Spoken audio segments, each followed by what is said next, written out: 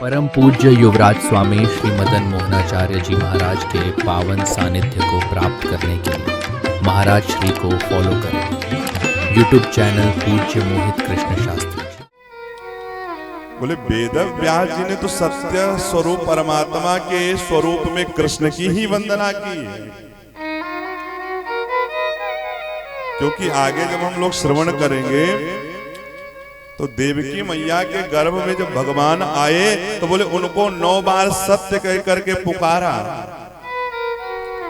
तो किसी ने कहा जब उन्हीं की व्याख्या कर रहे थे, उन्हीं का मंगलाचरण कर रहे थे, उन्हीं का ध्यान कर रहे थे, तो कृष्णम परम धीमहि क्यों नहीं कहा?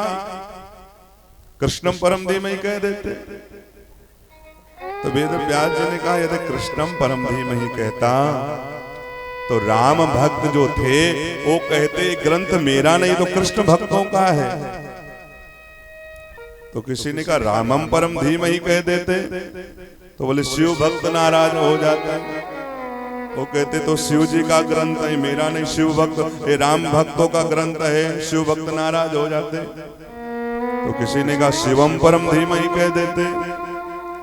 तो वेद व्यास जी कहते हैं अगर शिवम परम धीमहि कहते तो बोले जो शक्ति के उपासक हैं, दुर्गा जी के उपासक हैं, वो नाराज हो जाते हैं। ये तो कहते शिव जी का ग्रंथ, शिव भक्तों का ग्रंथ है।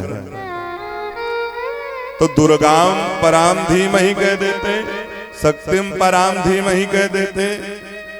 तो वेद व्यास जी ने कहा अलग अलग नाम लेकर के मंगलाचरण करने से अच्छा है सत्य ही कह देता हूं, क्योंकि सत्य कहने से श्री कृष्ण का भी बोध हो जाएगा, सत्य कहने से श्री राम का बोध हो जाएगा, सत्य कहने से बोले शिव जी का बोध हो जाएगा, और सत्य कहने से शक्ति का भी बोध हो जाएगा।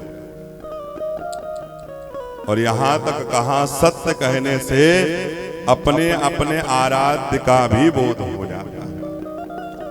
अच्छा, आप लोग जिस भी देवी देवता का पूजन करते हैं तो उसको सत्य ही तो मानते हैं, झूठा नहीं ना मानते हैं, सत्य ही मानते हैं।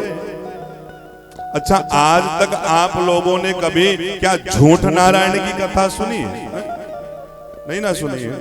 सत्यनारायण की कथा को सुना होगा।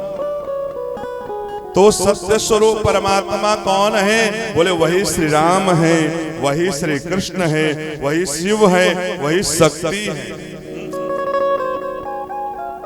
अच्छा, ईश्वर शब्द को जानने वाले भले ही ईश्वर को ना माने, लेकिन अगर इस सच्चाई पर चल रहे हैं तो मानो सत्य को ही मान रहे हैं। भैया बिना सत्य की राह पर चले हमारा कल्याण होने वाला नहीं है भैया।